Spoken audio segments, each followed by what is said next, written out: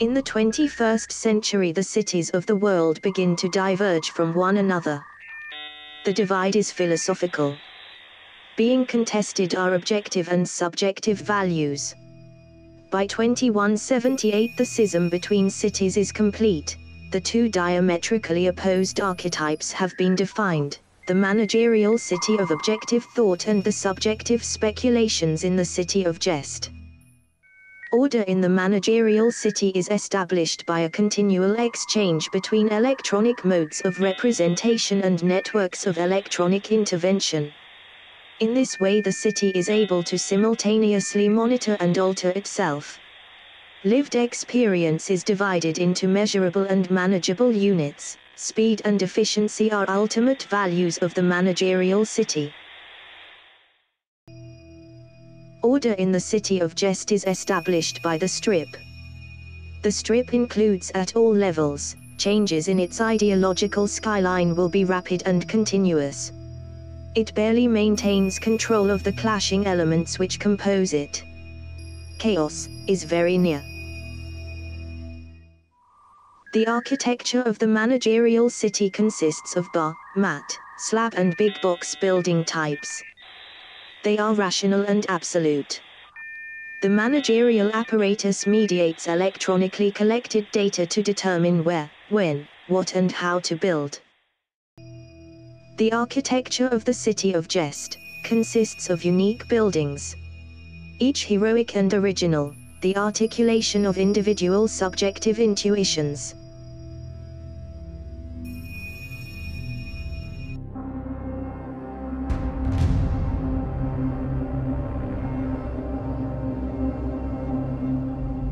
The origins of the two polemic cities can be found in earlier stages of development. Early towns were typically confined within a tight-walled space, distinct from their surroundings. As the town grew, its wall faced mounting pressure from the growth of trade, changing demographics, and advances in military technique. Eventually the wall gave way to the opening up of the city.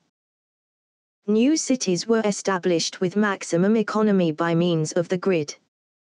The land it divides, unoccupied; the population it describes, conjectural; the buildings it locates, phantoms; the activities it frames, non-existent. Later, technological advances led to the advent of in situ environmental management. Territories subjected to a telemetric monitoring apparatus could be catalogued, supervised and regulated. These monitoring apparatuses are the origin of the managerial city. Simultaneously, settlements grew along networks between larger cities.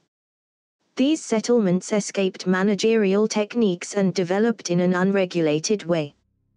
These settlements are the origin of the city of jest.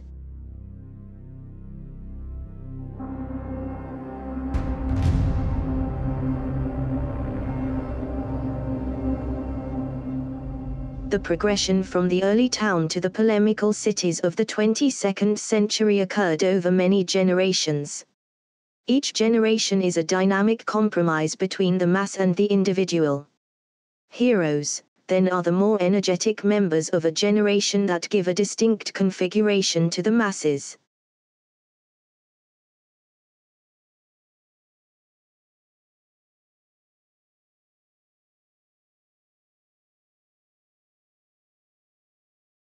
The hero of action is the genius behind design. They forge boldly forward, demolishing the old with the violence of war, constructing a new way of life, architecture or revolution. The hero of reaction is often burdened by the past follies of action heroes.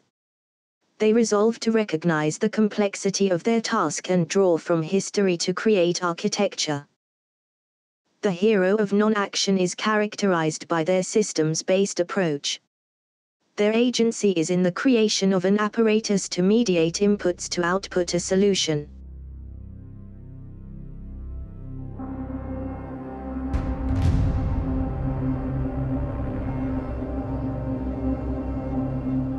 Slowly, and unconsciously, the citizens of the managerial city and the city of jest begin to construct engines of individuation.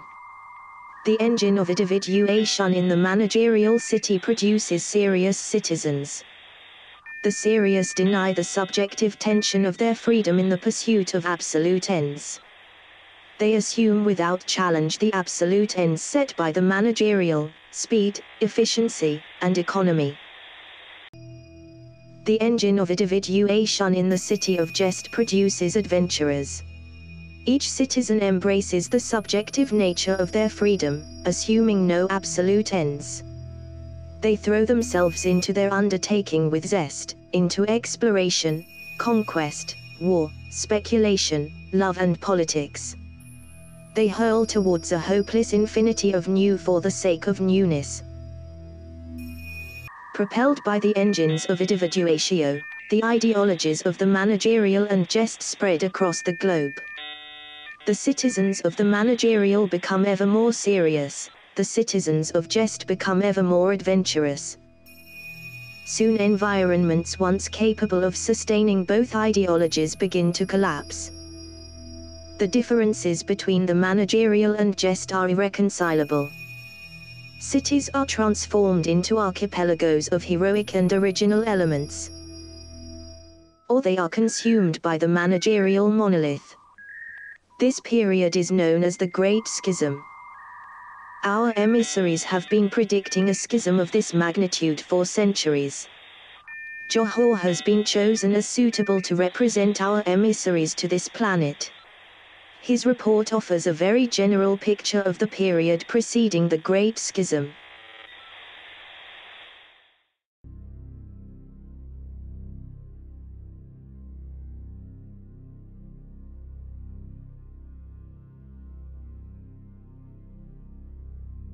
I have been sent on errands to our colonies on many planets.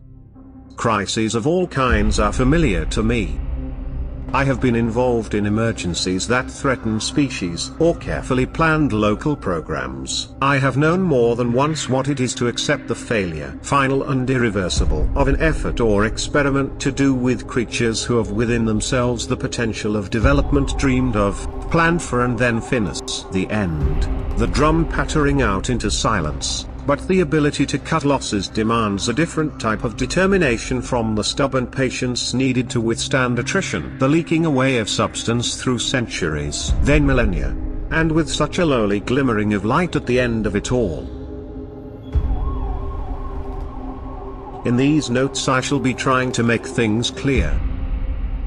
There will be others after me, and they will study the record as I have studied so often the records of those who came before.